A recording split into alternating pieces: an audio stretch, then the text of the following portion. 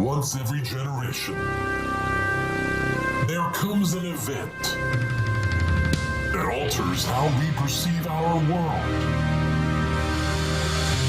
That changes our expectations of what is possible. This is not really one of those events. But hey, Toxic Radio has a brand new studio, and that fucking rocks. So join us in celebrating our excellent new home. Toxic Radio. Awesomer than ever before. What? That is so a word.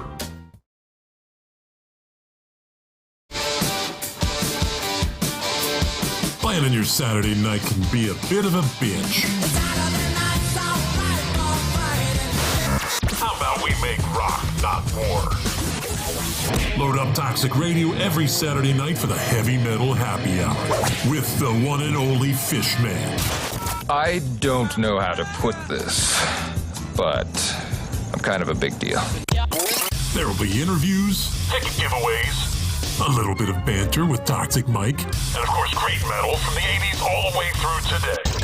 Starts at 7 p.m., runs until Fish says it's over. Get out. Catch it only on Toxic Radio. Don't play it safe. Play it toxic. Hey guys, dating life gone pretty shitty? I find you so creepy, I think you should have to walk around with a bell around your neck. Finding yourself getting a little desperate for some female companionship? Alexa, tell me you love me. Hell no. You disgust me. What you need is to upgrade your style right now. The Toxic Store's got exactly what you need. Pick up some stylish gear featuring Deviant Gamer, Toxic Radio, and the Heavy Metal Happy Hour. Oh, yeah! You can find the store through the Toxic Radio app or toxicradio.net. Get in the game. Do I make you horny, baby? Get yourself a little love. That guy's getting boobies. Yeah, he is. Toxic Radio and the Toxic Store. Don't buy it safe. Buy it toxic.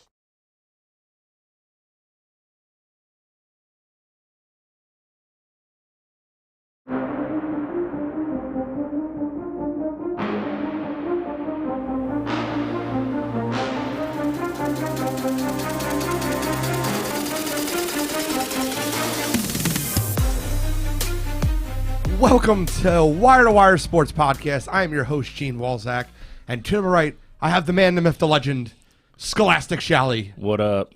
What's happening, Bill? What's going on? To my left, I got Kent State's own, Cleveland's own, College Cottrell. What's going on? What's going on out there? Got a ton to go over this week. We got the NBA playoffs, another injury. I don't know who wants to win the Eastern Conference this year. Western Conference, Phoenix has it all wrapped up. They didn't decide they don't want to win it. This is the NBA title that no one wants to win.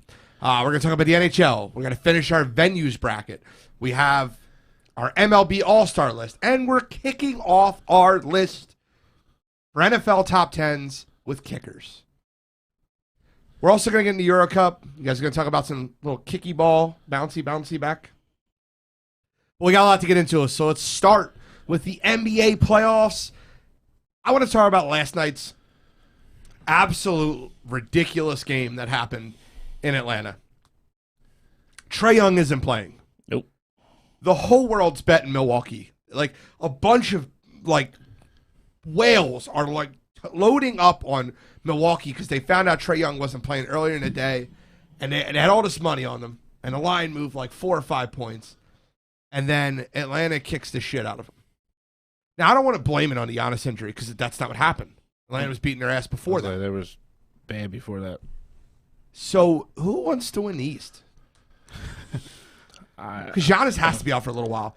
Good news was no structural damage. We don't see Giannis the rest of the playoffs. No, I don't think we see him no matter how many more games is played, between the Eastern Conference Finals or the Finals in general. I don't think he comes back this postseason. Yeah, if you're an Atlanta fan, you have to feel good about your chances. I mean, they were dominating them when he was playing last night with the people they had out in the court. So, you have to feel like you can handle yourself and win 2 more games in this series. So, I just don't think nobody wants to win the Eastern Conference. I don't think you can say Atlanta doesn't want to win it. I mean, Trae Young getting hurt was a freak thing. He stepped on a referee's foot out of bounds. I mean, I don't think that's a matter of not wanting to win. I mean, you can't control stuff like that. Can I ask you a question? Do you feel like with Trae Young not playing that game with as light, I don't say as light as an injury, but it looked like a very light injury.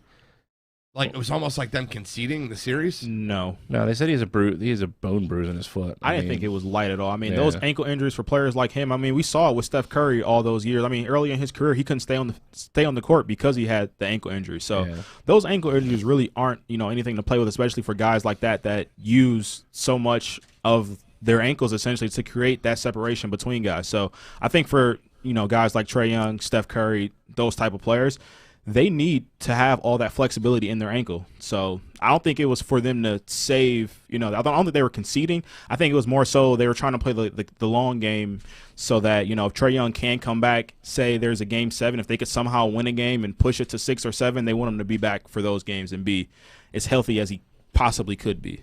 I don't think you see him until game 6 now. I think after the way it went last night, again, I think everybody's, it's pretty obvious. Giannis is not going to play tomorrow night. You go to Milwaukee and win Game 5. I mean, then I don't play him again at all. I give him another 2 days, and if you have to bring him back for Game 7, you bring him back for Game 7. There's no reason to play him right now. I don't know, man. I don't know. I mean, I feel like we all talk about the Mamba mentality and I'm not trying to be smart ass when I say this, but like Kobe would have played with his foot falling off. And like we're talking, like that's true, but it's also not true. Like some things you can't control. When you have those kinds of injuries, why would you run Trae Young out there? He's your franchise point guard, and he's only 23 years old to win a title. Yeah, but if he breaks his ankle and he can't play the start of next season, why is he out there? To win a title. Is Trae winning Young a title is more important? No, that's not what I was going to say. Is Trae Young at 50% and being out there more important than Trae Young resting 1 game, maybe 2 games, coming back at 75% to better your chance at winning? Yeah, that's the point that we're talking about. The NBA is softer than it was. It is, but I mean, you can't say the NBA is soft. You can't say the NBA is soft because if you have Joel, no, like in this aspect of it, when it comes to injuries, you can't say that, and then you got guys like Joel. If Joel played, we don't say anything about it. We don't say anything about if Joel's not playing because he has a torn meniscus. He had partially torn meniscus that had no other Did you just structurally. Put a quote mark under a partially torn meniscus? Partially torn. They said it wasn't going to get any worse. That's not a quote mark. He has a partially torn meniscus. That wasn't going to get any worse. It was just a pain tolerance thing. We talked about it on the show. I think it's different if Trey's sitting there and he's like, I'm 85%, he doesn't play. I think he was 85% last time he's playing. Again, I think it's worse than that. You're only 2 days out, really only 1 day out of the injury. If Milwaukee wins apparently that game, they're out. But again, there's only so much you can do. Try to do anything on a sprained ankle, let alone play a professional sport.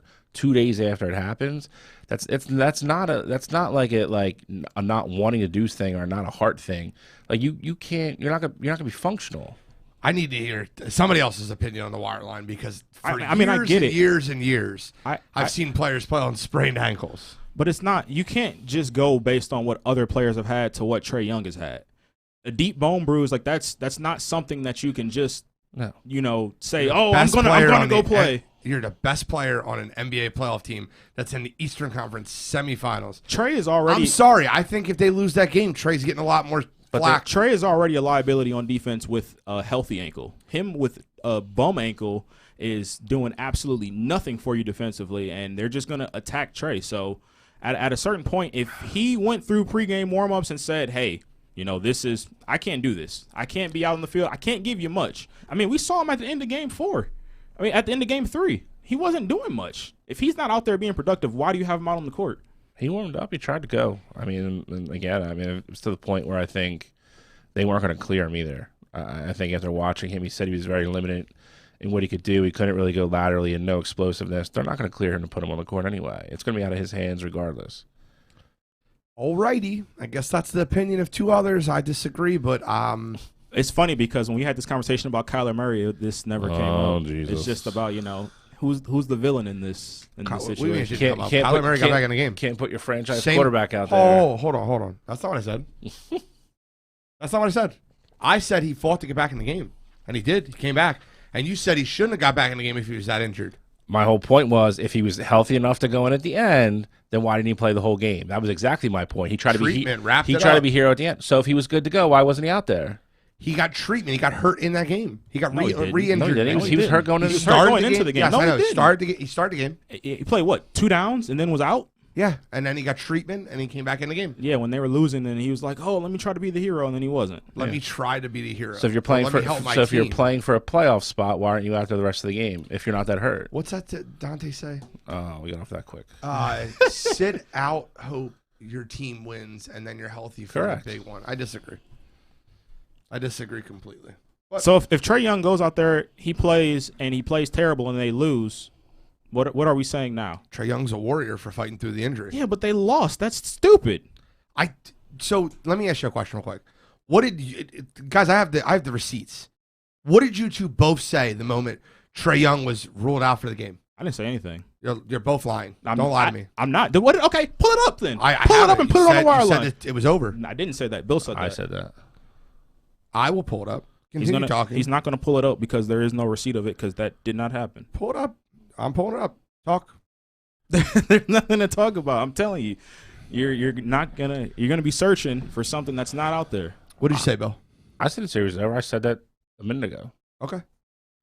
Damn, no Trae. That series is over. Liked by Cottrell. I liked it. So hold on. I didn't say it. I liked it. Come on, Bill. Bill, I know you're always on his side. He liked what you said. The series was over. Guys, on the wire line, please break this down for me. If someone says the series is over and another person likes that, is that not like them saying they agree with that? I think it's a fair assessment. Is that not what that said? I think it's a fair assessment. Okay, so you both said the series is over and Trae Young wasn't playing. I didn't say that. Okay, you like the fact that he said it. Did I say it? Screenshot me saying it. My Lord. Guys, you guys need to call this dude out. I'm done. I can't do this. What are we arguing about? We can't, the difference is we're arguing about Trae Young being soft because he hurt his ankle and not playing a basketball game. That's stupid. They won. They won the game. They won. That's why I don't know what we're going to argue about. But they won. But we're also saying it's over, assuming Giannis isn't getting hurt in the game either. Like, I don't know. Again, nobody knew that was going to happen. The point is, you said just like I did after looking at that game, that Giannis' injury was not the difference between who won and lost that game. Right. So now if he doesn't play tomorrow night, is he a baby too? Well, Giannis is a way bigger injury. Why? How? It's no structural damage. It's the same thing. No structural damage. Hyperextended. There's no structural damage. It's a sprained knee. That's what it is. It's a sprained knee. There's no structural damage. There's no structural damage. It's a sprained knee. Okay, if he has a hyperextended knee, the same injury Joel was out for 3 weeks with. False. No structural damage. And we just hailed JoJo for playing with torn meniscus, so we're saying that's better. Fine, I'll give you that. But if you're saying Trae's soft for not playing on a sprained ankle, how is he not soft for playing on a sprained knee? Because a hyperextended knee with as much as that's going to blow up. Where did you get your doctorate degree at? I don't have a doctorate in medical. If he can play, I bet Giannis gets his ass out there and plays. But you were the same guy that was calling him soft last year because he wasn't playing against the Heat team. So I felt like he quit. So why are we giving him the benefit of the doubt if he can play now? I'm not giving Giannis the benefit of the doubt. You said it. I bet if he could play, he'd be out there. You're giving him the benefit of the doubt. You're saying that I don't think he's healthy enough to play, so he's not playing. My whole point is it's a soft NBA, and I feel like the people in the 90s and the 80s and the early 2000s would have played on what Trae Young sat out last night on. And if the Atlanta Hawks lost that game and they're down 3-1 and Giannis doesn't get hurt, I don't think that we're playing such a what-if game, though. That's two enormous what-ifs. And I will agree with you, the league's softer now than it was back then. You'll get no argument I'll agree on that. I'll agree on that. But this here, that's not the case. Well, we have to get into another series. We got a game 6 tonight. We got the Suns versus the Clippers. The Suns should have wrapped it up in 5. They had home court. They're up 3-1. They won in L.A. Can they wrap it up in 6? No. He says no. I think it's going to be a tough game tonight. I mean, listen, the Clippers win that game and go back to Phoenix. They're playing with house money. All the pressure in the world is back on Phoenix if that goes back to Phoenix. Phoenix didn't play well on Sunday night, or Monday night, sorry. I think it'll be better tonight. I don't know if they win, though. I don't know. I think it's going to be a very close game. The line's telling you it's going to be a close game. We'll see. I think it's going to be a really good game. I don't know who wins. If I had to pick, I'd say Phoenix. But closely. Monty Williams said it perfectly. Like the Suns walked into that game casually. They didn't play hungry. They got down early. They fought all the way back to get the lead, and then they lost the game. Yeah. Now, when you take that much energy, we see it all the time in the NBA. When you take that much energy to fight back, to get back in the game, you're trailing by 10 all game, and then you finally take that 1-point lead, it's like you exhale. And then you see those teams lose often. I think that they'll come out a lot hungrier tonight. But that game in LA is different. Like I said before in the series, LA plays different at home. Their role players play different at home. I got to shout out Marcus Morris and Boogie Cousins, dude. The games that they've had recently, especially Game 5. I mean, Boogie's not done, bro. I love it. I don't think anybody ever said he was done. I mean, you look how effective he was at Golden State before he got hurt. He was having a really good year. He had 2 major injuries back-to-back off of that. And for a big guy, that's just not good. I mean, it's going to take a big guy like that a while to really get back on his feet, get back in like actual game shape, be able to run up and down the court and do his thing. He's a skilled player. He's always been an effective, very effective player when he's been on the court and he's healthy. I love me some Boogie. I'm a huge Boogie fan. I love his attitude. I mean, he's a great teammate from all accounts. He could. I know from all accounts. I got to disagree there. He's a great teammate on a winning team. He's not a great teammate on the Sacramento Kings. He was one of the worst teammates I've ever seen. I mean, when you're putting up 55 points and you're losing, I mean, how much of that can you take? I get it, but we're not going to accolade him a great teammate. I think he's a good teammate. I like everything else he said, but I can't call him a good teammate. I feel like that was more so not on his team. It was more so like, yo, it was getting, in the words of Boogie Cousins in that one interview, it's getting ridiculous out here. Yeah. He's putting up like 55 and 20, and his team can't help him win. But right now, I mean, what we're seeing out of Boogie is he's in a great role. He's in a situation where he can come off the bench, provide a little spark for them, be there, essentially their number one option off the bench now because, I mean, he's going to dominate Dario Saric. So DeAndre Ayton not in the game. You put Boogie in, he can bang down low, get you some boards. But we see the problem with Boogie right now is that we see when DeAndre Ayton is in the game, he's a little bit less effective just because, well, on the defensive end, he can't stake DeAndre Ayton in the pick and roll. For him, yeah. And then on the other side, Ayton can jump. So when it comes to getting rebounds, even if he's not boxing out Boogie, sometimes Ayton can still get the rebound over him just because he's a little bit better. So I think Boogie's in the perfect situation to strive and be, a good player in. But I think that's also part of the issue with Boogie, and that's why he's essentially been written off, is because people expect him to be the 25 and 10 guy that he was, and that's just not the case anymore. You know what Phoenix needs? A backup center. Dario Saric cannot be your backup 5. He's not a center. I know. That's my point. They like DeAndre Ayton's young enough that they can play him a ton of minutes, but as soon as Saric gets in that game, it's just abuse. Yep, throw Boogie in. Speaking of abuse, Bill Cosby got out today. Let's not talk about that. That's terrible. It's awful. That's my point. But in that scenario, like making that as clear as I can make it, I can't understand how Dario Saric is your backup 5 option. I'm not disagreeing with you. It's obviously I would assume it's something they probably try to address. But there wasn't really a lot of guys out there that were. Again, I think they were going to try to get somebody that was, I want to say cost effective, but they weren't going to break the bank for a backup center or overpay for a backup center. I get it, but Boogie was out there and he got. I guess, but again, Boogie's still kind of a risk. He was going from like 10-day contracts to a 30-day contract. Yep. Like you didn't really know who he was. And paid off for LA. It paid off for a couple games. We'll see what happens. The other thing with Boogie too is like if Serge Ibaka was still healthy, would we even be seeing Boogie Cousins right now? Yeah, so like that's another thing that we have to think about, and especially with Zubac getting hurt now, missing the last game, we got to see Boogie in a little bit of a bigger role. So they have like 4 centers on that team. Well, 3. Yeah, giving him the opportunity. Starting Batum at the center. Yeah, but again, it's actually hilarious. I don't know what defensively though. They play a defense where they switch pretty much everything, and Batum can guard smaller guards. Not necessarily not saying he could stick Booker and stick Chris Paul or anything like that, but he can hold his own against most guards out there. So I understand the reasoning behind it when you don't have Zubac. Be very curious to see where Boogie ends up next year now after this, assuming he has a good offseason and comes out of the season healthy and can actually stay in shape all offseason and work out for teams and see where he goes. He will be he could be a very high ceiling, Would you rather have Boogie or Dwight? We're in Philly, so we got to ask that question. Would I have Boogie or Dwight? I would stick with Dwight. Yeah, I probably would go. I would go with Dwight just because I know he's going to last the whole season. I'll stick with Dwight because, again, it allows us to rest we lose Joe's offensive presence, but we lose nothing on the defensive end, and that's kind of he's a rebounding machine, blocks, and he fit in great in that locker room. Those guys loved him, so I would stick with Dwight. Okay. So, I need your answer. Does Phoenix close out tonight? Again, I'm kind of like you. I think it's very hard to choose. If I had to bet, I'd probably bet on Phoenix. And you said no. I'm going with the Clippers. So who do you got in Game 7? I got Phoenix in Game 7. So you still have Phoenix winning the series? I do. So one thing I wanted to point out before we get into Ben Simmons trades is this is the first time in as long as I can remember that the last 4 teams, there's talent, coaching.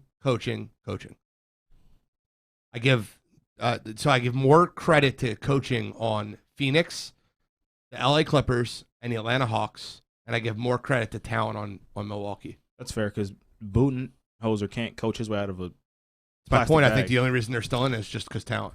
I don't know. I don't agree with that. Seeing his defensive. You don't agree what? He made a ton of freaking adjustments in the Brooklyn series that worked. Yeah, it's also easy. Hurt Kyrie's ankle. Yeah, and James Harden he was made adjustments before they got hurt. All right, they were still winning games up until that point.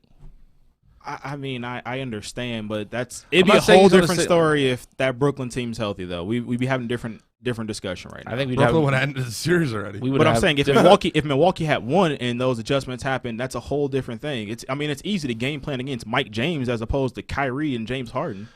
It's a lot of, if everybody's healthy, we're probably talking about a completely different playoffs at this point. The health thing is what it is. I understand, but I don't give Mike Budenholzer credit for beating KD with that entire Milwaukee team. Because James Harden pulled his hamstring on the first play, like 8 seconds into Game 1, and Kyrie got hurt in the beginning of Game 3. So, in reality, he didn't have to play. He didn't win any games with at least 2 of them that were healthy on the court. And I can't say James Harden was healthy when he came back. You could tell he wasn't healthy. He wasn't himself. Am I lying there? No, I don't disagree with you. My whole thing with Mike is I think that he can coach when he wants to, but the lack of defensive adjustments that he's made from that Brooklyn series to this series against the Hawks with Trae Young and that pick and roll going on with Brook Lopez, it is completely unbelievable. And especially, they're running the same thing with Lou Williams, and that's why Lou Williams was able to get off as much as he did last night. So I just don't understand, and it has to come to a point where he's either going to make adjustments or he's going to get exposed now, especially with Giannis being out. I agree completely. Okay, so let's talk about this Ben Simmons trade for a couple minutes because that's become the hot topic around town. The reason I wanted to bring it up today was because we have a Cleveland guy, and that the most popular trade has been Colin Sexton, Kevin Love, and a protected first-round draft pick for Ben Simmons. Where do you guys sit on that? What are you guys' thoughts? And what would be a secondary trade that you might like that you think is fair for both sides? Now, so let me be clear. If you give me a trade that's I would do Simmons for Lillard straight up, I'm going to laugh at you. No one's doing that. Portland's not doing that. It's got to be a realistic trade. And who do you think wins the Philadelphia-Cleveland trade? I think you guys, would win that Cleveland trade just because you get a true power forward. You can move Toby to the 3. Granted, I don't know that that's the kind of offense that you want to play because that's a really big front court. But Colin Sexton has really grown into his own. I thought he was a guy that was really close to being an All-Star last year. I think he plays good defense for his size, and he's going to give you 110% effort every time he's on the court. So the young bull would definitely help you guys out. Plus, top 10 protected pick. I don't see us being great. Maybe you get pick 11 or pick, 12, 13, 14. I think that would really help you guys out as well. So I think you guys would win that deal. Now, when it comes to fair trade, if you swap Colin Sexton for Darius Garland, granted, I don't think you guys would ever do that. Stick with Kevin Love and get our first. I'm completely fine with that. As a Cleveland fan, I wouldn't want to give up Colin and mortgage our future temporarily by giving up a first-round pick as well. So in the NFL, the first-round draft pick matters so much more in picks 11 through 19. In the NBA, it's your top 6 guys, maybe 7. 11 through 19 guys have been good, and they've turned into be amazing players. Yeah. But it's not like it is in the NFL. No. You're not getting a franchise. Most likely, you're not getting a franchise-changing player. But in the 12. recent years, we've seen like a lot of guys fall in that range. You got your Paul Georges, you got your Kawhi Leonards, Giannis's, Klay Thompsons. Like those kinds of guys are sitting there. You just have to have the right front office, and I think that it's important, especially right now in Cleveland. We have such a young core. It's important to get those right pieces, and I don't want to skip a year in that development to just get Ben Simmons when I don't know how much he makes us better either right now or even in the long term. Oh, he doesn't make you better. That's not my point. Bill, what do you think? I said it earlier. I wouldn't do the trade. You wouldn't do the trade as the Sixers? Nope. Okay, so you think the Sixers lose in that trade? Yep. Best player in that trade is Ben Simmons. If I'm making a trade, I would want the best player in the trade coming my way, not going out of my franchise. Okay. Like, what would you need from Cleveland to make that happen? I wouldn't want anything from Cleveland. That's not a shot. There's There's nothing on that team that would make me want to give him away. This is literally turning into Carson Wentz. It's literally what this is turning into with him. Not. I disagree completely. He had one bad postseason. He's getting he's getting death threats now. Like he wants Me and to. you disagree. That's fine. We can disagree. He did not have one bad postseason. He's had 3 bad postseasons, and he missed the 4th one. It'll be by injury. It'll be Wentz all over again. Listen, if we somehow can get Lillard or something like that, I'm obviously not going to say I wouldn't do the trade. I'm not giving him away. I've said that from the get-go. If it's a trade that I think really makes us better, or we get a team franchise-changing type player, I'm all for it. Then I'm not giving Ben Simmons away for the sake of getting him out of here because people don't like him. That's not what being a fan's about. Sorry, it's not what being. If you're operating a team, that's not what operating a team's about. If you think you can, if he's going to work on a shot and do all that stuff, and they're committed to him like they say they are, then there's no reason to trade. I've been hearing about the damn shot for 6 years. Right, whatever. The other thing that isn't really being brought up is, we see Kevin Love's numbers over the past couple of years. The other thing, though, is that Kevin Love hasn't really been playing. Kevin Love hasn't really been trying. Like, this is a Kevin Love who's on a team full of young guys. Kevin Love's used to, fighting for championships the past, 4 or 5 years before this rebuild. I would have did it for Sexton and Love without the first. Yeah. So I think Kevin Love can still play basketball, and I think that'd be a good trade for you guys. I'm not buying into that at all. I mean, the Sexton is the attractive piece to that. Obviously, yeah. I'm not taking Kevin Love at 2 years at $40 million for a guy who hasn't had the heart or the want to get on the court the last 3 years. He sat out. Talking about the heart and the one. He sat out 40 games with a bad toe. I don't want any part of that. I get it. And I know he has his other demons off the court, and I get all that, and I respect the hell out of all that. Like, I understand what he goes through. But again, I'm not investing myself or bringing that if I don't have to for $40 million a year. You're selling $40 million for 2 years. I don't care about the salary. If I can dump Ben Simmons 4 years. All right, but you're comparing. How old's Kevin Love? I want Simmons' numbers off the books. I would cut Simmons for free. Okay. Again, you're not looking at it logically. You just hate Ben Simmons and don't want him here. Like you trade him for a bag of basketballs at this point. So that's not realistic. You said you want to do this realistic. Okay. He does. All right. He makes the offense run worse. They were the number 1 seed with him all year. They make him worse. Yes, regular season's different than playoffs. Okay. Playoffs, people are game plan and adjust. It happens every year. All right. That's why James Harden wins a ton in the regular season and isn't as good in the playoffs, because in the playoffs, things are different. He plays the same way. Correct. It just calls don't go his way in the playoffs. They don't call those ticky-tack touches. By the way, shout out to the NBA for changing the rule. I love that. The kick out. I love it. Headed in the right. Look, Adam Silver knows what he's doing. I gotta give him credit, but at least one smart has a good commissioner. To finalize the Ben Simmons part, and I'll tell you, and I'll just say it as much as I can. He makes their offense worse. He clogs the lane. You have to. He makes JoJo worse. He makes everybody on that offense worse. He makes Tobias worse. He does. I don't know about that, but I'm guessing that's you saying that you take Colin and K-Love. Oh, my God, yes. Colin and K-Love without the first. Don't let Cleveland hear this. I'll take the first if you're going to give me the first. Top 10 protected, fine. We're not going to get the number 3 pick. If we get the number 3 pick, I'd be jumping around. Could you imagine if they got Kevin Love, Colin Sexton, and the 3 pick? Cleveland should fire their GM immediately. They might have to do that anyway, but that's a story for another day. Okay. So I don't think Cleveland's going to do it. I mean, to me, if the other team they're talking about that loves it, Minnesota. Minnesota really wants Ben Simmons, apparently. Did you hear that? Yeah, but I heard the package they're willing to get. I don't buy that for a second. All those picks and Anthony Edwards, I don't D'Angelo see that. Russell picks. Yeah, I don't see that either. That's BS. That's not. There's no truth in that rumor. They might want him, but they're not giving up that package to get him. Throw Don's comment up, please. Don is the man. Love this. I do love Don. Oh, Carson at least tried. Good or bad, Ben won't try. I'm not going to say not trying. Scared offensively, maybe. I'm not going to question his effort the rest of the game, though. I'm going to question his heart, and I want to shoot free throws. Don't want the ball. I don't want it. Please, somebody else take it. That pass to Matisse Thybulle will literally be ingrained in my head forever. Nightmares. Oh, my God. It's terrible. Better get used to it. Yeah, I don't want to. I'll be a Suns fan next year. You're already a Suns fan now. I don't know why you keep hiding behind that facade. That They're my second favorite team. Okay, so you're already a They're Suns my Western fan. Conference team. Okay, so you're They'll Suns be fan. my number one team next year. I'll buy jerseys. There you go. Go for it. Give me an Ayton jersey. You wouldn't get an Ayton jersey. We know damn well that's not the case. I'm not getting a CP3 jersey. He's going to play for 2 more years and be done. Point guard. You know me, dude. Point guard. That's right. With Gene bowing on the back of it. Listen, if I can get that, if Chris Paul will allow me that, I got to ask him permission. See if the floor general lets him come out flat again tonight. He won't. I hope not.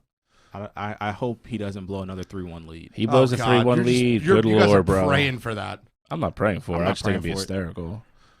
If I had to root for one team right now, I would root for Phoenix. And I will make a prediction that if Chris Paul wins the title this year, excuses will be made. Just predicting that now. From who? I can give you a prediction too. If the Phoenix Suns don't make it to the Western Conference Finals, into the NBA Finals, everybody but Chris Paul's excuses will be made. I promise you they won't. I'll say that right now. I guess we will see. I just need your promise that you're not going to make excuses for Chris Paul won a title because everybody got hurt. No, I'm not going to make that excuse. Just checking because I know it's coming. All right, so NHL Lightning boat raced Montreal game 1, 5-1. Popcorn for that show. So I want you to kind of highlight Tom Campbell's corner. He's on Wildwood right now. I want you to kind of highlight some of the things that he said and give me your take on so far how the series has gone and what your opinion is how it's going to go forward. I originally took Tampa in 6. Again, I think they just have too much speed and too much skill to where Montreal isn't. Montreal likes to play more of a defensive shell type counter punch type game.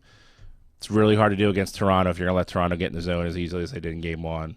If you let those guys skate around the zone that freely with the skill they have, they're going to put a lot of shots on net. They're going to score. I know Carey Price is what Carey Price is. You give those guys that many opportunities, you're going to pay for it. The other big thing that you definitely saw it in Game 1 was Tampa did really good job of matching their first or second lineup against that fourth line or the Suzuki line of Montreal. If you're the home team, you have the last switch in hockey in NHL playoffs. So the away team has to pretty much announce what line they're putting out there. You get like 15 seconds to match it. Tampa did a really good job of getting their guys the matchups they wanted on the ice. And, you know, they made the most of their opportunities. I think it will be a little bit different. It'll be a little bit tighter games back in Montreal because Montreal will have that last change. But I just think Tampa's got too much. You know, I would love to see Carey Price win one. It really would be a magical story. I mean, they were the worst record to get into the playoffs. This run they're on is crazy. I think this is the end of the line for them, though. I think they got, I don't want to say favorable because they did beat Vegas, but Vegas plays an offensive system that allows Montreal to hang with them. They're a dump and chase team, a very heavy forecheck team. Tampa Bay likes to skate the puck in the zone and get crazy with it. And Montreal just doesn't have the firepower to keep up with them. They can't get into scoring contests with Tampa Bay. If they're going to beat Tampa Bay, it's got to be 2-1, 3-2 type games. Tampa Bay keeps scoring 4 or 5 goals a game. It's just over. Like they're not going to win. So just to be clear, so far in the in Game 2, Montreal is definitely outskating them. The shots are 14-6 after the first period. What's the score? 0-0. Hey, listen. No, I get it. You know as well as anybody, hockey is not necessarily all about who's playing. The score doesn't necessarily dictate who's playing better. Correct. Montreal is. We've counted them out so many different times, and I mean, at this point, I can't count them out. At this point, I can't do that. So, if they counting them out, winning tonight would be huge for them. It would be. I think tonight's a huge game in this series. Definitely not counting them out. I just think, I said they were going to win 2 games. So, I mean, I'm not saying they're getting swept or anything like that. My original prediction was 6. A lot of the debate is who is the better goaltender in the series.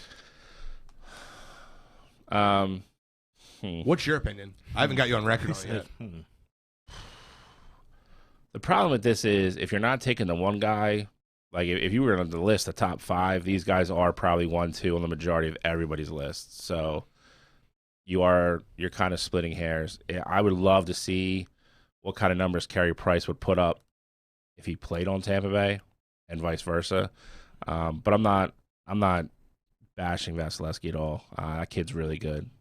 Me and Tom talked about it before. He's extremely smooth. He's really, really quick from side to side, and he stays low.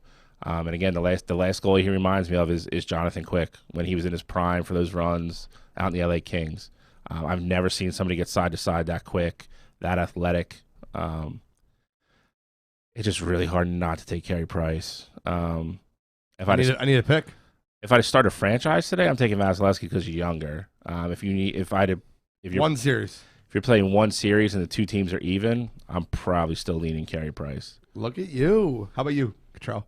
I mean, I feel like with the playoffs, I probably would go Carey Price. But, like you said, franchise-wise, definitely would go the other way just because of the age factor. But I was the one – I'm the one hockey casual that picked the Canadians to be here last week.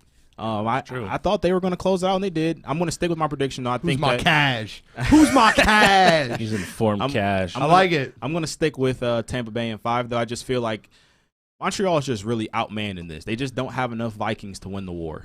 That's a very good way to put it. I like it. So, NHL, well, I guess we'll find out more after tonight. So we'll talk about it a lot more next week, kind of figure out what's going on with the Stanley Cup Finals. But second period should be over by the time we get off the air. Let's get into the venues. I want to finalize this venues bracket. We're going to give our votes on the air tonight. Our votes, this executive decision. Ready? Executive decision. Our votes should count more. They should. Are you agreeing? Our votes should count more.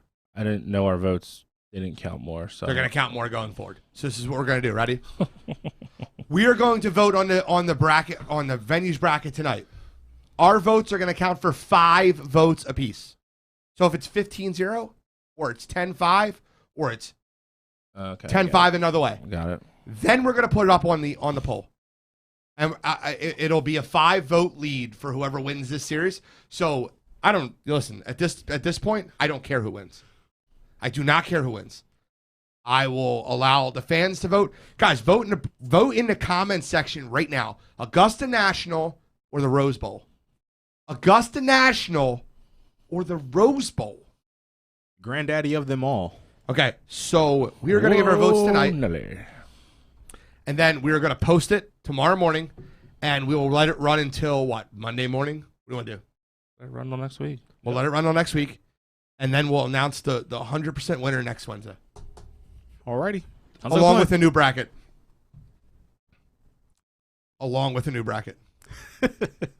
All right, we'll announce a new bracket. All right. So I feel like I know where Bill's going, so I'm going to let him go first. Dante just might have put your pick up there. He did. I'm going to go with Augusta. It's kind of been number one from the get-go. Wasn't sure it was going to get to the finals. If Fenway would have got here, I think it would have been a harder decision for me. But I'm going to go with Augusta, and again, that's not... PD went with the Quarry. That would be the number one place that should be blown up. Facts. And redone. Facts. I'll agree with that. We got 1 vote for the Rose Bowl. We got 1 vote for Augusta. We got 1 vote for the Quarry. I'm Quarrying the upset of the century. You're right. I mean, listen, with all the people in that league that play there, that could win. There's a lot of history at that field. That field sucks. All right, so I'm going with Augusta. The beauty of it, I think history-wise, I think they're very comparable. You get one tournament there a year. You get one game there a year. I think for me, it's just I don't know. There's just something about it. There's a mystique about it. I mean, I don't know. It just has a little bit more of the it factor for me. They're both beautiful. I mean, I really it's splitting hairs. I kind of agree with you. I wouldn't have been mad either way the way this went. None. But I'm gonna go with Augusta. PD, I need to know what your picks were to win because last week he said something about it being bogus. I want to know who he'd pick to win it all. So here's mine, and I'll go second because I don't know where Control's going. I have zero clue at all. And it came down to me between football and golf. And I like football just a little bit more. And listen, Augusta National is beautiful, and I'd have no problem if it wins. If you guys vote it, awesome. More power to you. To me, the Rose Bowl at 5 o'clock on New Year's Day is just perfection. Eat that prime rib steak, or that ham, or whatever you eat on New Year's Day. You're a vegetarian. Eat some mac and cheese. I don't know. But side of champagne. But the Rose Bowl to me is the most beautiful stadium in the country, and it hosts a football game that I'm into every year, and it's normally a great football game. It's between the Big Ten and the Pac-12. I got to go to Rose Bowl. See, this was tough for me because it basically came down to what was either going to be I'm going with my favorite or I'm going with, prestige and history. Obviously, they both have that. But I got to go with the Rose Bowl. It has more of my heart. And, seeing Ohio State when they're seeing, just Big Ten teams in general outside of, blue and that color. Yeah, seeing all those guys win, it is definitely a day like no other. As a college football fan, as a Big Ten fan, got to go with the Rose Bowl. Did you do that intentionally? What? A day like no other? Because the Masters is a tradition unlike Yeah. any other. Yeah. Was that You like like an that? You like intentional? that? I like Do that. that in there? There's a little snide. Bro, odd you didn't like that, bro. She just messaged me, said, that's it. She's sleeping on the couch tonight. Just kidding. But, yeah, Augusta National, of course, I said it a couple weeks ago. That is the one golf tournament where I literally watch it from start to finish, and I try not to miss anything. Like, even if I'm working, don't fire me for it. But I have it up on my desk, in the corner and everything. Bro, we're not at work. But, yeah, I'm going with the Rose Bowl. It's just a personal favorite for me. So it snuck in there and got the win. The last thing I'll say to this is this, and we'll obviously let it vote, but if I had to pick one event that I can go to, whether it be like watching the Rose Bowl with like Penn State in it, or like watching the being at Augusta, I probably would have chose the Rose Bowl, and that's kind of where I went. I understand that. Alrighty, so we got a lot more to get into. We got our MLB All Star list this week. We didn't write them down. We knew that they were doing it tomorrow, so we got to get our list out there today. We're not gonna look at MLB's list. We're gonna make our list, who we think should be in there, and we're normally right. So we'll tell you what tomorrow's list is gonna look like. You're welcome. So what we did was we picked starters for the American League and National League, and 3 pitchers that will 100% be on each roster. Is that fair? Yep. Okay. Bill, you get to choose. Give me the order. 1, 2, 3. Who goes first, second, third? I love throwing this out there. God. You can go first. Okay, I'll go first. So we're gonna do it the whole AL for each one of us. Yeah, I like that. Okay, That's fine. and then we'll do the whole NL for each one of us. So I'll do the AL first. The easiest one, and it's a no doubt about it, is first base. Vlad will be starting at first base. Well, wait, go in order so we don't inadvertently Where miss. do you want to start? Like go catcher first, second, short. I'd catcher last, but I got it. So we'll do. I have catcher Salvador Perez. He'll be starting for the American League. I have Vlad at 1, which is the easiest one out of all of them. I don't think there's any chance he's not starting at first base. It's Simeon at 2. I don't think there's any chance he doesn't start at 2. I got Xander at short. Hate doing that. I was telling them before the show. There's no shot he doesn't start at short either. I don't know what you're talking about. Baby Bichette, maybe. I'm hoping. Make the team. Rafael Devers is going to go third. You have a shot at like it's probably going to be a Red Sox Blue Jays infield. Yep. Outfield is where you're probably going to get a little bit of mixture. I got Brantley, Judge, and Buxton. Now, a lot of people are going to have Buxton because of how many games that he's played, and that's fine.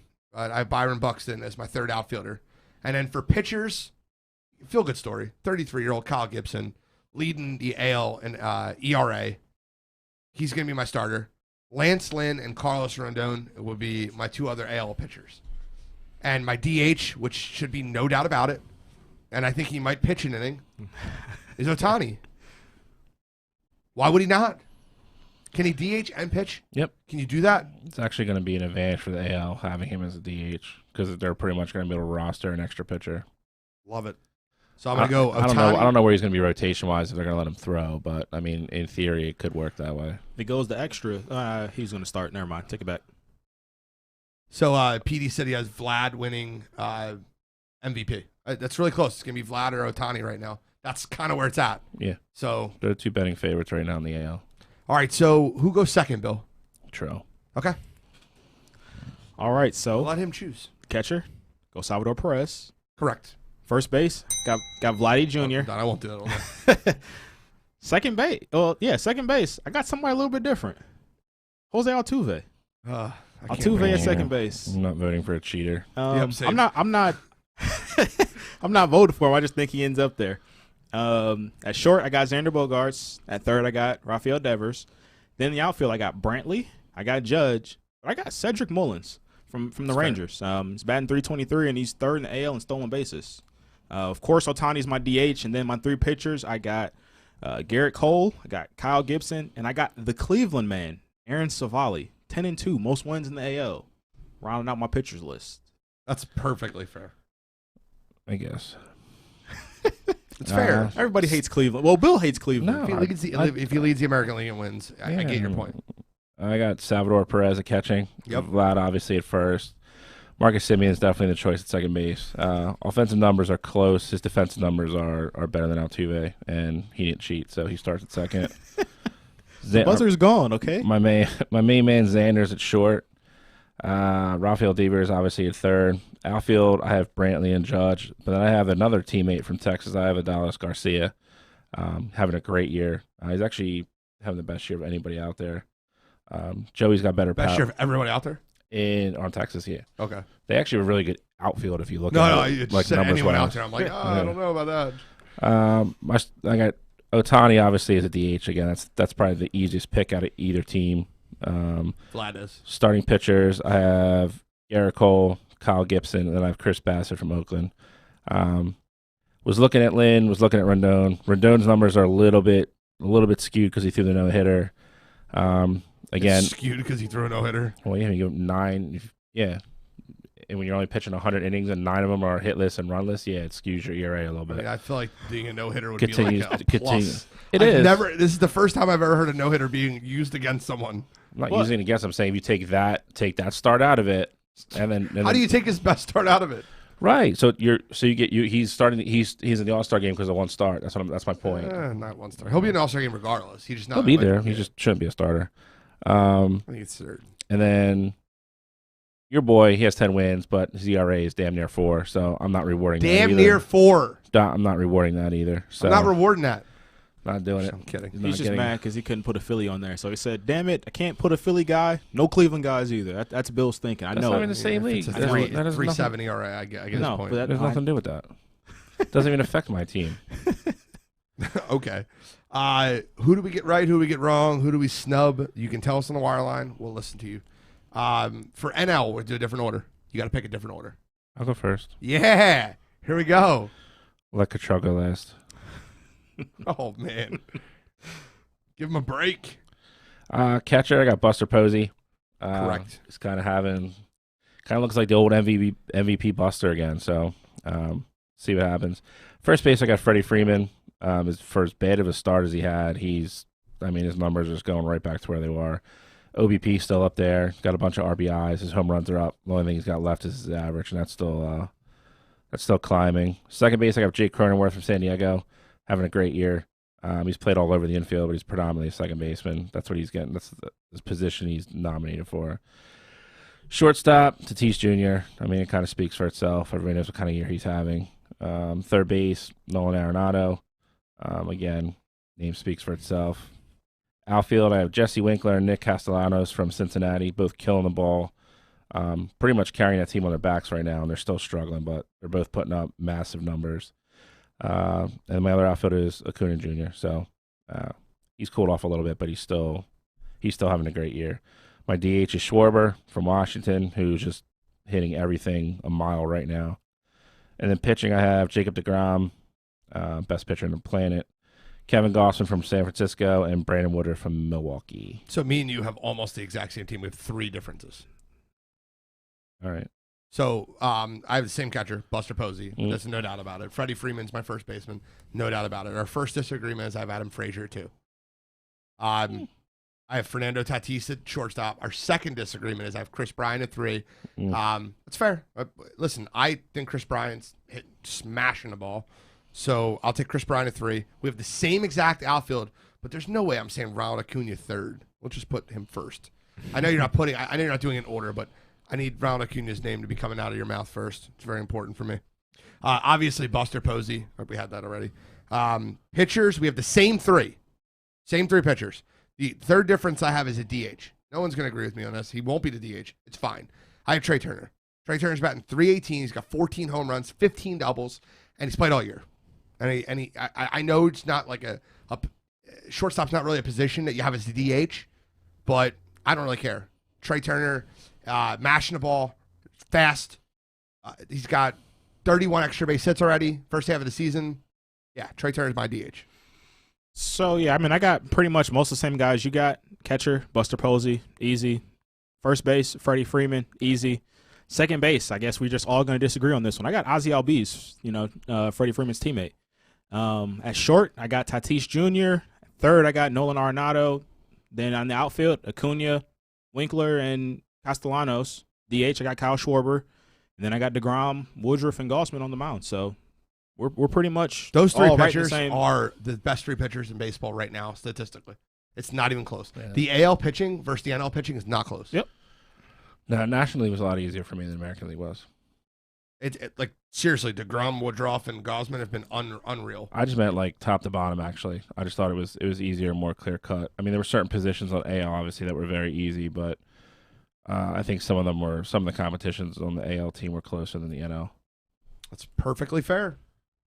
Any more comments on the All-Star game? Any more predictions? Anything you guys want to talk about as far as the All-Star game and like what's going to come out tomorrow that you want to get into? Any questions? Any hot stove questions for us this week, Bill? We'll do more hot stove next week. Love hot Like I stove. said, we'll have an All-Star break, and you got the trade deadline coming up. So those rumors are going to start flying. There's a lot of big names out there that are getting floated right now. Petey thinks Reese Hoskins should be Reese Hoskins should get cut. But that's the end Does Wheeler make the team? Yes, he'll make the team. Wheeler's probably going to be our representative. I can't see them giving it to Bryce. So those are literally our 2 options.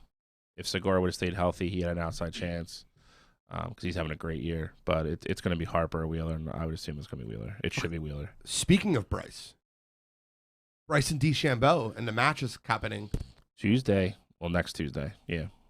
So Bryson DeChambeau is teamed up with Aaron Rodgers. A-Rod.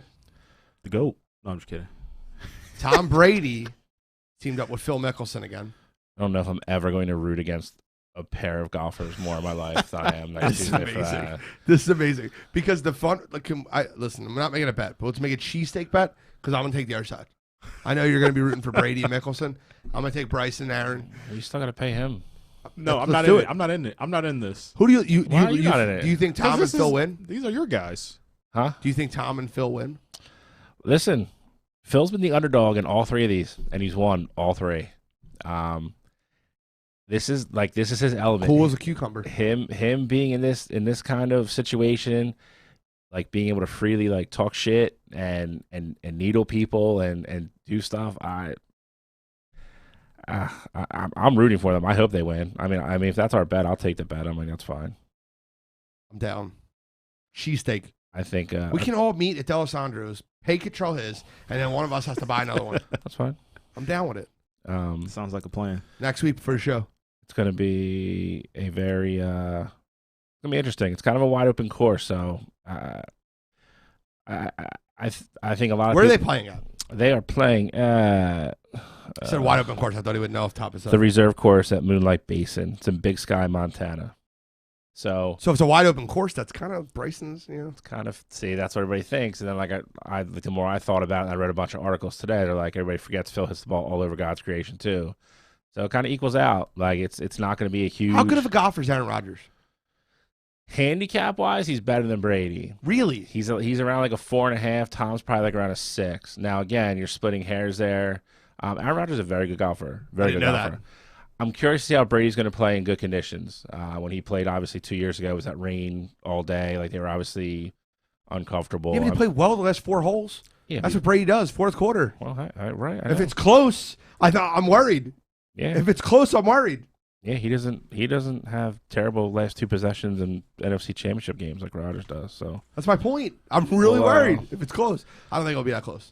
I think Bryson and Aaron will pull away early. I mean, it just depends on how much Phil can, if Brady just keeps, triple and quadruple bogeying holes and whatnot, then, if they're not doing that format this year, that's why it's going to be interesting. What kind of format are they doing? They're doing everybody's hitting tee shots. It's going to be very similar to what they played with Barkley last year. So the football guys will hit from a closer tee box. Okay.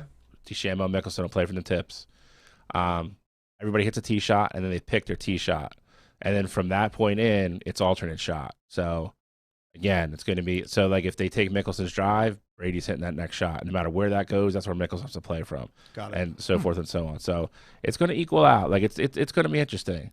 It's just, again, it's going to be like Brady who – I think, like, since he's come out of New England, like, he has, like, more and more of, like, a personality now. Like, you've seen all these quotes pop up. This is true. Like, I think you're kind of starting to see, like, the real, like, he's out from, like, the thumb of Bill Belichick. You get the 2 personality guys on one team, and you got the 2 like oppressive nerds on the other team that just like egomaniacs. So I think it's gonna be really fun. It's gonna be good TV. It's gonna be good to watch.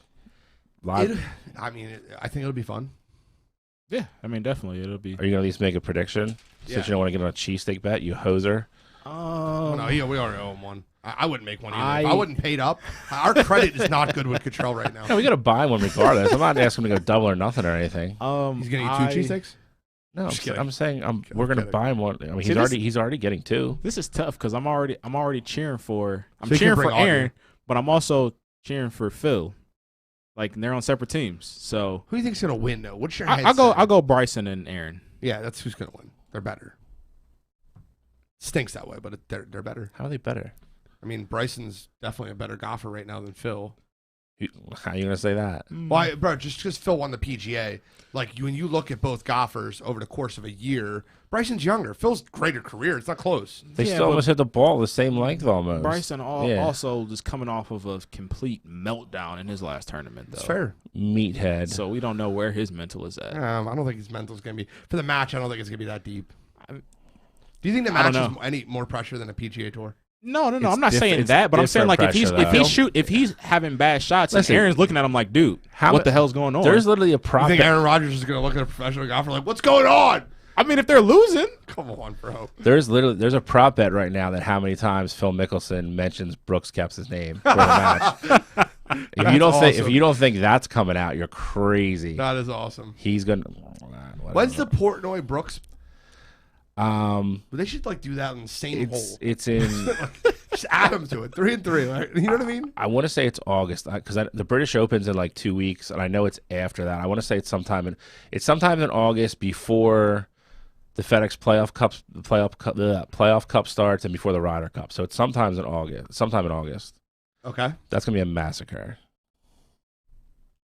So who do you think wins? Oh, Brooks is gonna beat him left-handed, no doubt in my mind. You ever seen Portnoy golf? No. He's awful. Like, I just can't imagine being that good at golfing from the left side if you're a right-handed golfer. Not that you would ever have done this, but I do this because I'm a golf nerd. But, like, during the pro-ams and everything, there'll always be, like, some, like, golf blogger or something. Like, they have these things where they always have, like, they'll say, like, it's a left-hole challenge.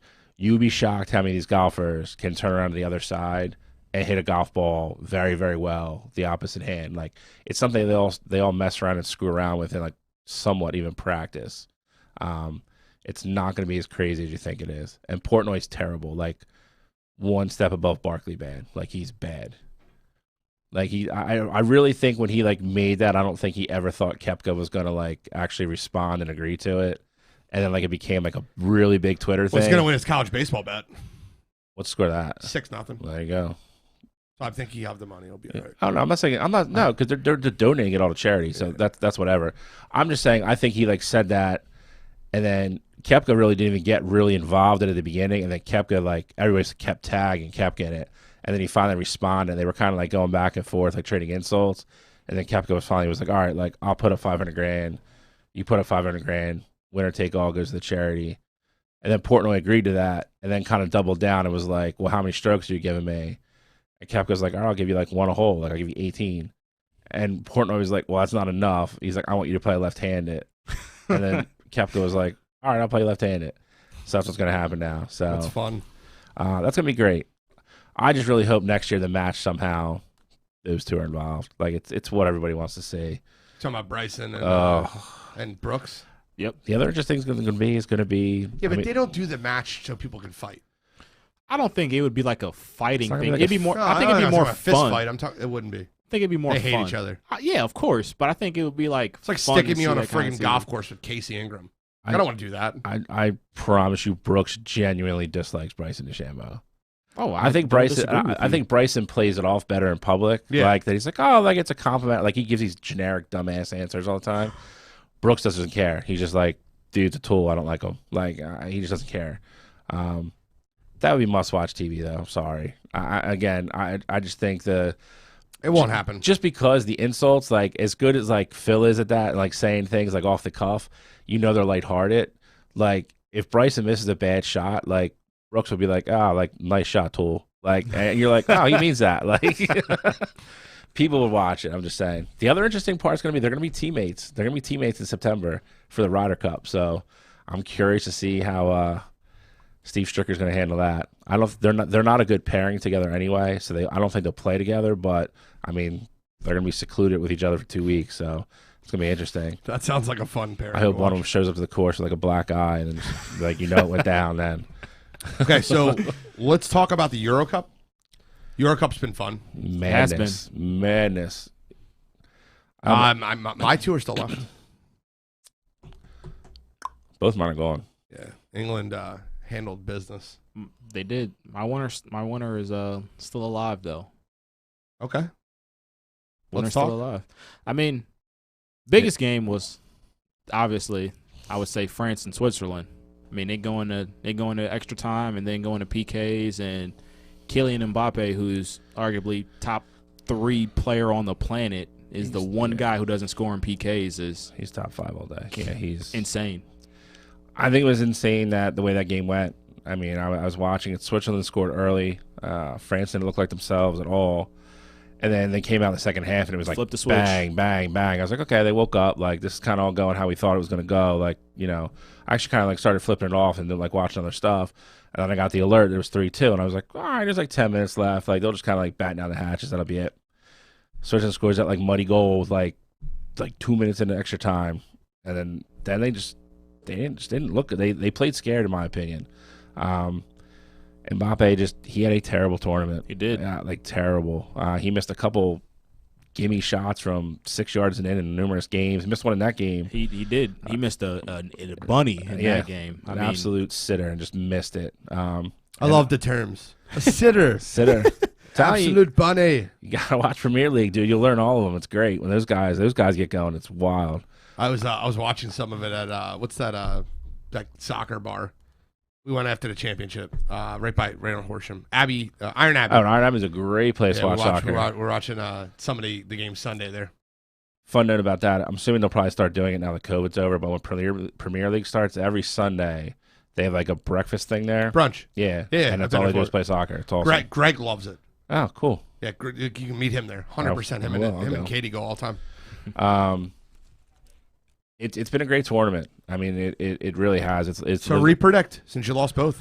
I mean, the one side. If England doesn't get there, I mean, it'd be one of they're good at choking. But I mean, it would be this would be up there all time. Like, people are going to lose jobs if they don't get to the final. Like, some players might not ever come back. So England, the other side's still brutal. I would say, I think whoever wins the Belgium-Italy game is going to go. You can't do that. No, I'm just trying to predict who I want to go. I'll stick with Belgium. I think they've. We're not sticking with them. You had France. See, I don't want to say that. Here's my problem with Belgium. De Bruyne and Eden Hazard are both hurt. So if they're not fit to play, then I think Italy. Oh, De Bruyne's going to play. They're saying like they keep having him come off the bench, and 60 minutes into the game, and then he plays and he's effective, and he's literally the catalyst to that team. Like, you see him get on the field and they turn into a completely different team. He's definitely going to play. They're not going to get me with that. It's a matter of how much he's going to play, though. Again, and Italy's a different beast than as good as Portugal is. Portugal is very limited outside of what Ronaldo and Bruno Fernandes can do. And Italy's playing well. So you're going Italy? I flip-flop on this all day. I know. Kittrell, give me yours. I can't do this. I'm sticking with Belgium, of course, and I'm going to go with. Don't want to go with England. I'll go with Sweden. You're just trying. Sweden goes. I'll stick with my gut. I'll go Belgium, England in the finals. Who wins? Belgium. I see. I was hoping to get the soccer guy. Look, you're going to put both sides, but I want someone to agree with my side, because if England beats Belgium, and I don't watch any of this shit, gotta watch it, bro. The other like I've been watching it, dude. Guys, I'm not trying to be smart ass when I say this. You guys got me watching. The only thing I won't watch the left turn, left turn. I won't do it. But you guys got me watching friggin'. I watched tennis before this because I played tennis, but you guys got me watching golf. You guys got me watching a lot college softball, college baseball. I hate soccer. I've always hated it. The only soccer I can watch is World Cup soccer. This is like one little notch below World Cup. And I'm watching it. The other thing, too, though, and is I'm watching it. Denmark is playing inspired, so that's going to be the one team to watch for, too, though. Like, I understand that they're not, like, the greatest team. No, they're good. I mean, but they were my dark horse when we talked about it 2 weeks ago. Yeah, but they're playing. That's a team playing inspired. You just don't know which side of the coin they're going to get. Like, I'm inspired. I'm inspired to win. England over Belgium. Let's go. I will say if England wins somehow, the only huge advantage they will have they're is probably favored right now to win the tournament. No, they're not. The final is in Wembley, so yeah, that's a huge advantage. You just said that they're definitely going to get there. I'm not saying they're going to win the game. I'm just saying they're going to have a huge advantage if home crowd wise if they get there. They're going to burn that damn city down. Oh, hell, the Queen! If they win, they're going to burn that city down, man. Let's go. Burn it down. London is in trouble. London is fallen 2. All right, guys, we got to kick off into our kickers. We're going to do an NFL. Listen, we wanted to announce it this show. We're going to do a top 10 list, just like we did with MLB, every single week. And there's no way better to kick it off than kickers. You want to know parts of this list? I didn't. But hey, listen, I did it. Kickers and punters. Kickers and punters. On this goddamn I have a list. punter. Oh, you're a punter. All right, I have a punter. Listen, I went some real next level stuff right here. Okay. Kind of like broke it down statistically. No, I didn't. I hate kickers. Can you go round table with this one? Yeah, we're gonna do that's what I wanted to do. Facts. All no, right. my 10, I'll open it up. My 10 will be one of your guys' top 2. Correct. We already know that. My 10's Harrison Buckner. And I'll tell you why. Where's the buzzer? That's fine. Your buzzer. Find it. There it is. There it is. It's my 10 because you got to hit extra points. I'm sorry. I can't. Listen, Harrison Buckner has all the talent in the world to be a top 2, top 3 kicker. He's got a leg from 60. He's got the clutch gene in him. Missed 6 extra points last year. Can't do it. Can't do it. Can't do it. Made 24 field goals. 25 out of 27. That's not enough for me. Sorry. He's 10. I had to put him on the list. He deserves it, but I have him 10. I'll talk about Harrison later on. My 10 is Josh Lambo from Jacksonville. Josh Lambo is my 10th as well. See, you know what you're talking about, Bill. You know what you're talking about. Thank God thank God the kicker guys are here. Jesus. I'll make something very clear. There's a lot of sports that Bill and Cottrell, I will nod to them over me. Football and basketball, I will not. We're talking about kickers, though. I don't care. You just named one of the best kickers in the league is the number 10. He has 10. Because he missed a couple extra points. There's 6 of them? That's not a All couple. right. He had 55 of them? Yeah. Okay, so you go with number 9 first. We'll go Will Lutz from New Orleans. Not on my list. Very consistent kicker. Has a little bit of a benefit because he plays 8 games inside of a dome. Plus he plays Atlanta every year at least once. But again, dude's made a bunch of big kicks. Hasn't slowed down that much. He had a little bit of a down year last year. If not, he'd be a little higher on this list for me. But he's definitely a top 10 kicker in the league. So I'm going to make something very clear. I did not pick this like a fantasy list. I picked this on people that can pick in cold weather conditions, people that can kick in the moment, people that kick accuracy, things like that. So I get it. He's 9th. I didn't put him like 3rd. I know I get it, but anybody that kicks 8 games. And Dante, you're right. Lambeau is underrated. If he wasn't hurt all year last year, minus the 5 games, he'd been higher on my list. I'm a big Lambeau fan, actually. I'm a Lambeau field guy. Go ahead. I'm a Lamborghini guy. Whoa, Lambo. My 9 is Chris Boswell from Pittsburgh. Not on my list.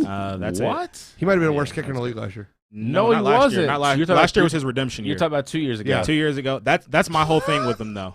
I just don't know. I don't know where he's going to be at. He had a really good year last year. Year before that wasn't so good. We'll see how. I thought the year before I was going to get cut. Swear to God. No, I mean he was close. Great year last year. He's higher up on my list than that. My thing though with that is it'll be interesting to see with him. I think the Pittsburgh offense isn't going to be as good as they were. So I think he's going to be put in worse situations field goal wise, and I think he's going to take a little step back, but I still think he's a top 10 kicker. So that's why he's at 9 for me. My 9's Dustin Hopkins from Washington. No other reason. Who's your? I'll give you my 8 too. My 8 is Jason Sanders. He's on my list. He's a little bit higher. Very good kicker though. I won't argue that one. What are we on, 8? Yes. I got Young Ho Koo from Atlanta, baby. I have him way higher. A little Chinese assassin. I have him way higher. Led the league in points last year. My guy. How you gonna have him higher? You just criticized me for Lutz. He's another one. He kicks 10 games indoor every year. Yeah, he also has the best name. He has the best name in the league. He's my Young Ho. He's my Young Ho. Young Ho. My 8, I got Jason Myers from Seattle. Another good pick. Okay, 7. We're doing 7. that wraparound. All right, so 7. You see the first appearance of a punter on this list. No. My guy, Johnny Hecker, because he can punt the ball and he can drop dimes if you run a fake. Dude, Johnny Hecker's my guy. I got him higher. Who's your 7? Did you guys look up any stats on Johnny Hecker? No, he Johnny can run. Hecker's my boy. I understand. He had the his punts second worst net punter in the NFL last year. But if you need you guys have him on a top 10 list, if you need to run a fake punt, Johnny Hecker is your guy. I need that on my team. I need the fake punt to threaten it. Bill should be banned from the rest of the segment. Boswell over Quo is insane. Who said that? Petey. Yeah, he said he wrote a quarry over Augusta. I don't want to hear anything from him. What are we on? 7? Yes. Jesus, punter that can't kick the ball. Jesus Christ. Jason Sanders from Miami. Had a great year last year. Yes, he did. Finally got a starting job. He nailed that down. It's his job. He had a tryout in a training camp. He wasn't even the kicker coming in. So I mean, he had a great year. He's one of the preeminent kickers in the league now. I would have this guy higher normally. I didn't have a great year last year, but he was one of the best kickers in the league going into last year. Greg DeLeg. Got him 7. I'm a big fan of Legatron, but he did not make my list because he didn't have a good year last year. He didn't, and that's why I have him 7. Yeah, so Think he's going to bounce back? I do. But I hate it. He plays for Dallas. Yeah, of course. Again, he's going to play in great conditions, and he did in L.A. too. But I mean, we'll see. I mean, he's got to come east in the fall. So. I'll go my 6 right now because I'll just go backwards like this. Johnny Hecker's my 6. Johnny Hecker's my 6 because he has. Not just the leg, not just a punter for the Rams, but he's got 158.3 quarterback rating. Former quarterback, baby. Johnny Hecker, number 6. He's a weapon at all levels.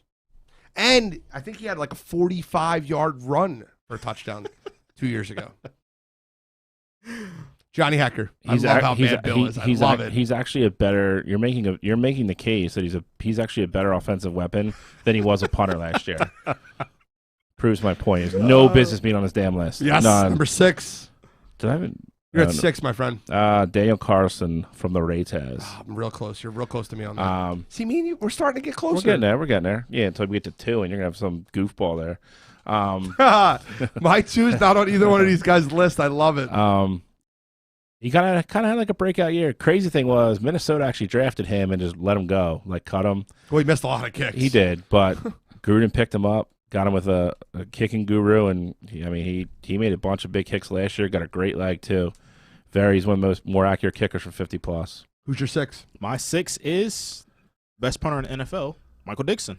Oh man, that's a guy. He could change the field position unlike anybody else. Had the most punts pinned inside the 20-yard line. That's important in the game of football. Field position is everything. How many punters hit walk-off field goals last year? I'm gonna go with none. None. Cool. How many punters got the ball in the position inside the 20 to get the defense to get a stop and give the offense short field? Damn right. It is important, Bill. It's important, baby. Punters are important. Punters prolong games. Punters. Place kickers win games. Punters Big difference. matter. Place kickers also lose games. Well, yeah, they do. Punters never lose you a game. The worst kick in the history of the NFL. You become a hero. Was that field goal live kick, long enough to see yourself. Minnesota? Yep. Is that Bailey? Yep, Dan Bailey. Dan Bailey. All right, give me. I'll go with my 6 because we just talked, or my 5 because we just talked about him. For your 6, I have Dan Carlson, and for all the reasons that you said, I think he kicked the crap out of the ball for Vegas. He was way better. He had his best season last year, and I think Carlson will continue to get better. I think that in Vegas, it's decent kicking conditions. He doesn't play in that many cold weather environments, so I think that you're going to see a lot of good numbers out of him. He's only going to have 2 bad games a year. He's got to go to Denver and Kansas City in the winter. That's really it. If their games are in the winter. Correct, true. I mean, well, they always play towards the Who's your end. 5, Cottrell? My 5 is a guy that Bill mentioned earlier. I got my guy Will Lutz. He's a Don't guy have him who's, on my list. he's a clutch kicker. He's a guy who's literally not afraid of the moment. I mean, I don't know if you guys remember, but it was like week 1 last year against the Texans. He bombed a 55-yarder for the win. I know he had a walk-off last year. So, Will Lutz is not afraid of the moment, and he will kick the big ones. Like, if you trot him out there from 58, 57, like, he's going out there, and he's got a chance to hit it every time. So he had one last year where he kicked it, and what? Wireline, Dante agreeing with Cottrell and myself. Facts. Punts inside the 10 is some of the most underrated plays, and I love to watch it. Thank you, Dante. By the way, East Coast Gridiron tomorrow. Listen to it because those guys are awesome. They'll break down some footy ball. He had the game where he kicked one, and then somebody jumped off sides, or like they called timeout by accident, and he had to re-kick it and nailed it again. Yep. I don't think that was week 1 though. So he had 2 last year then that were like that. He's a good kicker. 5 for me. It is my turn. You went, right? Yep. Yeah. 5 for me is Mason Crosby from Green Bay. Longevity, been doing it a long time. For the conditions that guy kicks in and for as accurate as he is, he's very good. Problem with Mason Crosby was he almost got cut last year. That's how bad he was. Earned his job back and had a great year.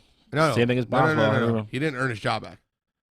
He was terrible last year. No, he definitely earned his job back. I mean, he was kicking bad, and then he had a game. He had like a bad stretch of like 2 to 3 games, and then he started brought kicking. in kickers, bro. I've never seen that. Mason Crosby's been in the league might be a Hall of Fame kicker. Yeah, but they brought in kickers. I understand that, but I'm saying he had a 2 to 3 bad game stretch, and then he won his job back by kicking well. What are you talking about? He had a game where he missed like 3. I think it was against Chicago. Yeah, missed three field goals. Huge. Like, I think they almost lost the game because of it. I don't think you guys are thinking of the right guy. It was definitely Mason Crosby. Yeah. 2 years ago, he missed 2. 3 years ago, he missed 7. We're talking about last year. He was 16 for 16. On what? Field goals. Not. Maybe you're talking about extra points, maybe. Field goals last year was 16 for 16. It must have been extra points then. Because he definitely missed 100%. 3 of them against Chicago. Like, I vividly remember it. Same. Why extra points? Might be. Still big. Huge. Well, we just talked about it wasn't big for Buckner. Yeah, Buckner is hitting walk-offs from 58 plus, so it's a little bit different.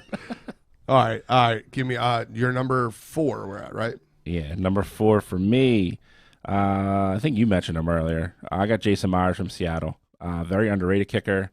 Doesn't always kick in the best conditions up there either. Very good, very strong leg. Younger guy too, kind of just starting to make a name in the league for himself. He just continues to climb up this list. Very solid kicker. They got rid of I can't think of his name. The guy that was there forever, and they got rid of him. Steven Hauschka. Boom, great pool. Kicker guru. Steven Hauschka was there forever, and they got rid of him for Jason Myers. Okay, give me your my four. My four is guy that you mentioned earlier, Jason Saunders from Miami. I mean, he's a guy that really good kicker. Like you said, he wasn't even supposed to. Well, I shouldn't say wasn't supposed to be the kicker, but won his competition and went out there and did what he had to do. So Jason Saunders, I'm expecting him to have a good year. Hopefully, Tua and company with getting Jalen Waddle can turn around and make his job a little bit easier. Okay, so my number 4, and he's not on any of your lists, which is great. I love that. Always love when I get a guy that's not on any of your lists, but it's Tyler Bass from Buffalo. Kicks in terrible conditions in Buffalo and kicks the crap out of the ball. Tyler Bass, I'm pulling up his. What? No. Tyler Bass is my guy. 58-yard. He was 57 of 59 on extra points. And I was looking up before show, just getting the exact numbers. He had a 54, man. 3 for 3, 20 to 29. 3 for 3 over 50 yards. I'll take Tyler Bass. He's didn't miss a kick over 50 yards last year. All right, and who's your 3? I'll go 3. My 3 is Young Ho. My Young Ho led the league in points last year. Young Ho Ko. Who's your 3, Bill? Throw you off there? No, Chris Boswell from Pittsburgh. We already talked about him. Had a great year last year. Again, doesn't kick in great conditions. September and October it's okay, but pretty much after that, I mean, he's either kicking in November, he's kicking outside all year. Pittsburgh's not good, Cleveland's not good, Baltimore's not good, and Cincinnati's not good. So to kick in that division, you have to know what you're doing. Okay, Cottrell. My 3 is Mason Crosby. This is a guy who I understand he did struggle with those extra points, in a few weeks, but this is a guy who I can depend on. He's, he had his issues, but he's a veteran and he knows what he's doing. I feel like I can rely on him with the game on the line. And this was a guy who they relied on so much that they didn't try Aaron Rodgers out there on 4th down. So Mason Crosby is my guy. Tyler Bass. Who's your 2? Missed 6 field goals last year. Okay, in Buffalo. I'm good with that. You missed 6 field goals in a snowstorm. I'm good with it. 3 of them were from 30 to 39. That's extra point territory. It is.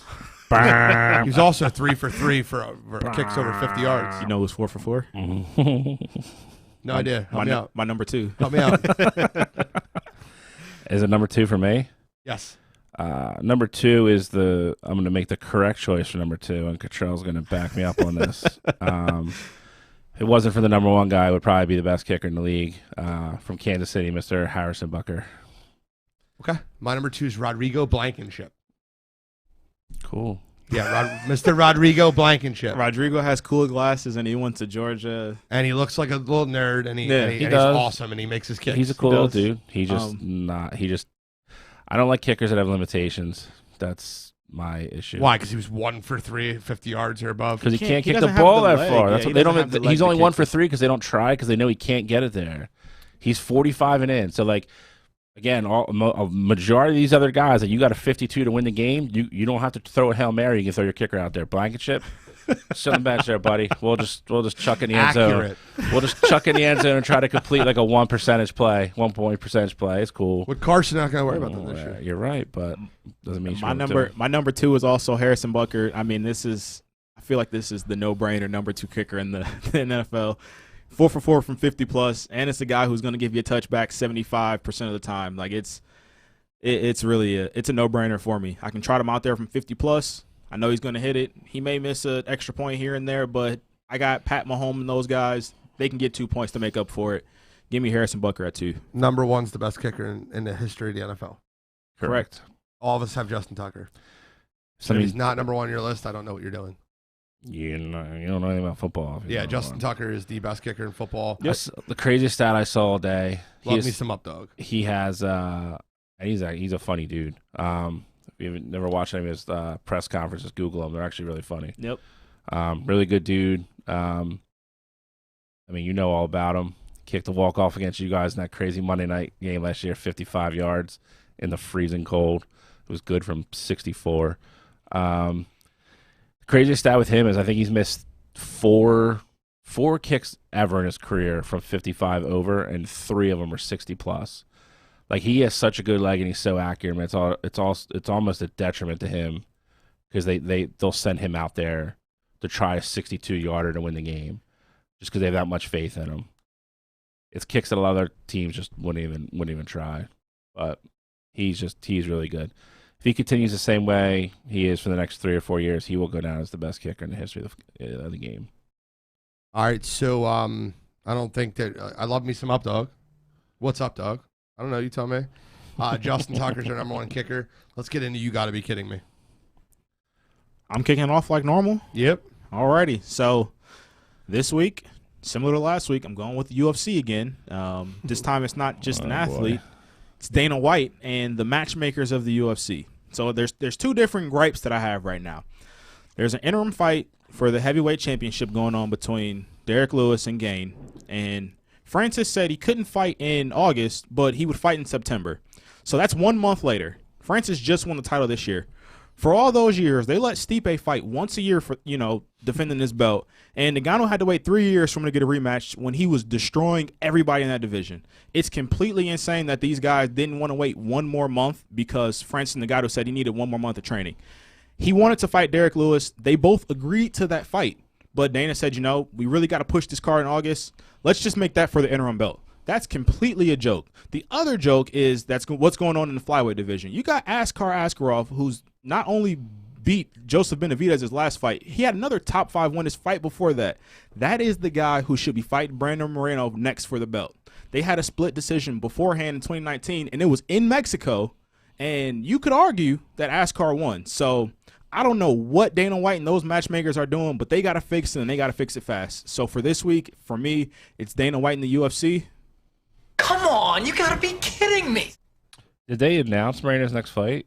No, they haven't announced it, but they announced that Askar is fighting in the end of July on some Fight Pass. When was his last fight?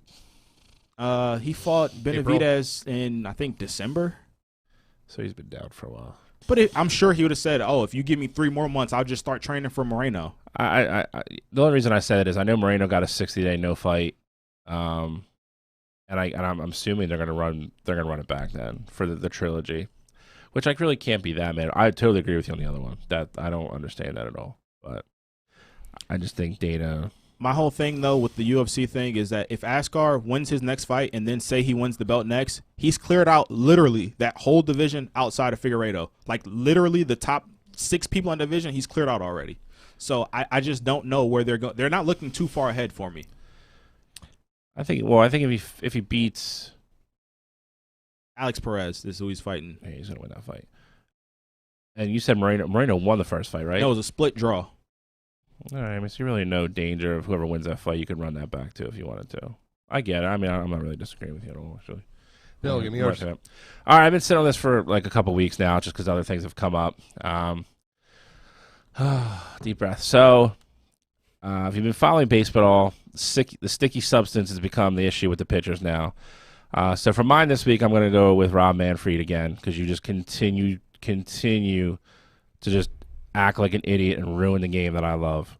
So apparently, with all the collective bargaining going on and the contract coming up after this year, there was kind of like a handshake agreement that between Manfred and the Players Association, they were going to revisit this topic at the end of the year and come up with things they wanted to take out of the game and the way they were going to check it. And they were going to put all that in the next collective bargaining.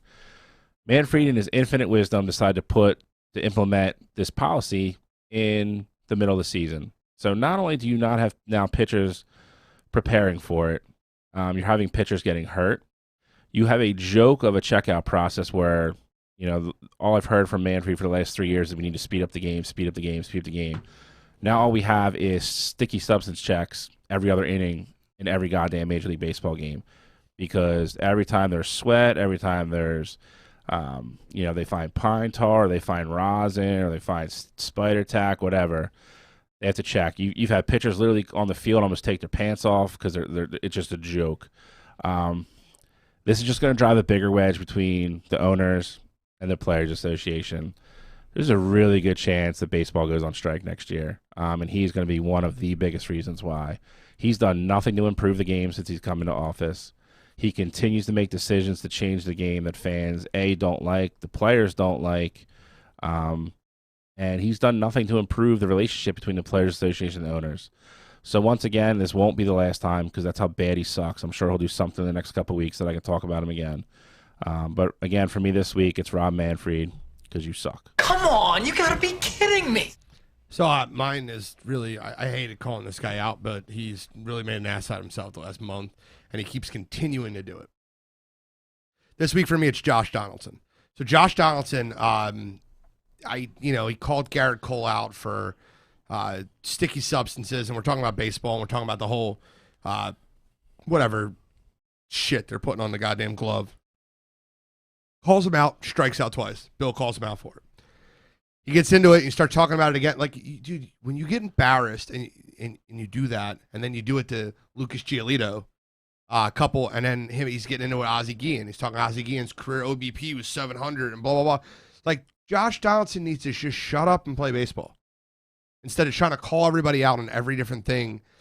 So Josh Donaldson, once to me an MVP caliber player, great MLB player, is literally just making a mockery of himself and calling people out for sticky substances and sound like a complete asshole every other day. He's at war with pitchers in Major League Baseball saying, I didn't make the rules. I'm just trying to enforce them. It's not your job to enforce the rules. It's your job to play third base and hit the ball. So for this week, Josh Donaldson. Come on, you gotta be kidding me. Couple updates real quick. Yep. Lightning are up 2-1 at the end of 2. And Suns are up like 10. Suns are up 3. Okay. Just guessing. Suns are up 3 halfway through the second. So, and it looks like Mississippi State is going to be your College World Series champion. They're up 9-0. Looks like Portnoy put a nice bet in. Yeah, I mean, to put $110,000 up to win $5,500 is a bit risky for me, but I mean, if you got it, you got it. No, it's plus 105. Yeah, so he's winning 100. He's winning 115. Yeah, 115.5. So he'll basically collect 215.5. Yeah. All right. So, any final thoughts for this week? I have 2 I really need to get into, so I'll just take a minute or 2. I don't. I got nothing this week, surprisingly. I don't have anything. I mean, it should be. I mean, next week we'll have Dustin Connor 3, which will be fun. What list are we doing next week? We didn't decide yet. All right, so another NFL list, and then we'll talk about the baseball All Stars and the NBA Finals. NHL could be over by then. It should be. We'll rematch. We'll be able to rewrap the match and debut the new bracket. Yep. So I have 2 this week, and one's a very positive one. One's a very somber one. I'll start with a somber one so I can leave it a positive. Had to lay to rest a friend of mine. Rest in peace to Marty Rosenblum. Friend of mine for years. I was at his wedding. I never want to say someone lost their battle with brain cancer, but had brain cancer, and he passed away this Friday night into Saturday morning. And talk about positivity. This guy was all about positivity. You ask him how his life was going, he's like, life is good. Life is good. Lost any feeling in his left arm, left leg, whole left side of his body is paralyzed. Life is good. He just, he had 2 miracle babies, 10% chance of having them. He had 2 miracle babies, and they're healthy. And I just want to wish condolences to his family. Colleen, Lynn lost her husband and her son, and I'm sorry for your loss. And it's everyone's loss because Marty was a ray of sunshine. And a positive, you guys have seen the pictures that we put up on the Wire2Wire page about the softball. Our Wire2Wire softball team or Sunday team won a championship this Sunday wearing our Gorman Strong, another guy battling cancer. Jim came out, watched the whole series. He got to sit there and watch his team battle back after losing game 1, 24-11, to win the next 2 and win a championship and be able to take a picture with him. We gave him his jerseys. He's always part of our team. He's our pitcher. He's our friend. So wish Jim Gorman a speedy recovery. Great guy, awesome human being, great teammate. So those are my 2 notes I wanted to leave with this week. As for that, is Wire2Wire, show 38, signing out. Kurt Schilling.